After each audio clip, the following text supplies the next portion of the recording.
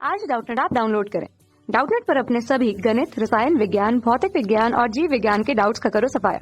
बस प्रश्न की फोटो खींचो, एक ही प्रश्न को क्रॉप करो और तुरंत वीडियो सोल्यूशन पाओ। अभी डाउनलोड करें।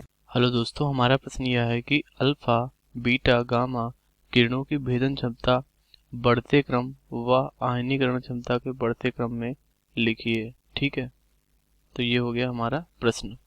तो सबसे पहले हम समझते हैं कि अल्फा कणों की भेदन क्षमता क्या होती है।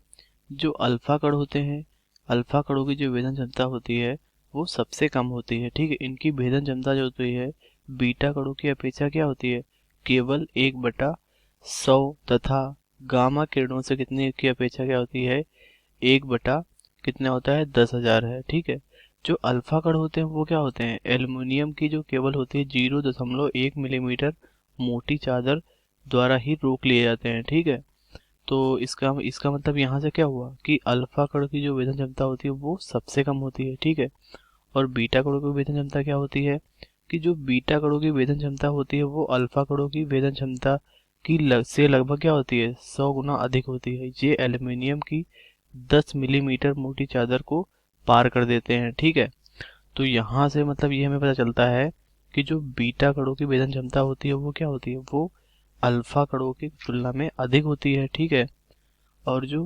गामा, जो यहाँ पे उसके बाद जो होता है गामा किरण, तो जो गामा किरणों की वेदन क्षमता क्या होती है, वो बीटा कणों की वेदन क्षमता से 100 गुना अधिक होती है। अतः ये 100 मिलीमीटर मोटी एल्यूमिनियम की चादर को पार कर सकते हैं। ठीक है, तो जो इनकी भेदन क्षमता होती है वो सबसे ज़्यादा होती है। ठीक है, तो इनका जो भेदन क्षमता का बढ़ता क्रम क्या हो जाएगा, तो सबसे ज़्यादा किसकी हो गई, सबसे ज़्यादा हो गई हमारी गामा किरण की। ठीक है, तो यहाँ पे हमने लिखा गामा किरण की जो होती है वो भेदन क्षमता सबसे ज़्यादा होती है। उसके बाद क्या होता है, बीटा किरण होती है, उसके बाद क्या हो जाएगा, अल्फा।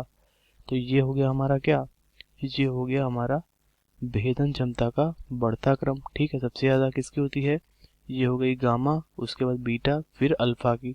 ठीक है, और इसके बाद हमें क्या पढ़ना है, इसके बाद हमें जानना है कि आयनीकरण क्षमता के बढ़ते क्रम में लिखो। ठीक है, तो अब हम समझेंगे कि आयनीकरण क्षमता क्या होती है अल्फा कणों की।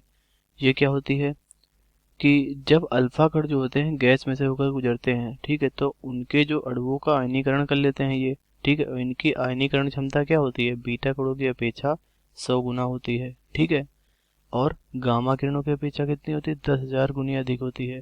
ठीक है, और जो बीटा कण होते हैं, ठीक है, जो बीटा कण जो होते हैं गैस का आयनीकरण करते हैं। ठीक है, परंतु इन कणों का आयनीकरण जो क्षमता होती है अल्फा कणों की आयनीकरण क्षमता से 1/100 गुनी होती है, और गामा किरणों से कितनी होती है, 100 गुनी होती है। ठीक है, तो इससे ये पता चलता है कि जो हमारे जो मतलब अल्फा कण होता है क्या, ठीक है, जो अल्फा कण होता है इसकी आयनीकरण क्षमता जो होती है सबसे ज़्यादा होती है।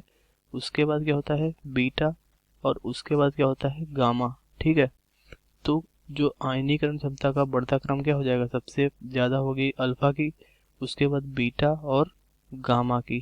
ठीक है, तो ये हो गया हमारा भेदन क्षमता का बढ़ता क्रम, और ये हो गया हमारा आयनीकरण क्षमता का बढ़ता क्रम। धन्यवाद दोस्तों।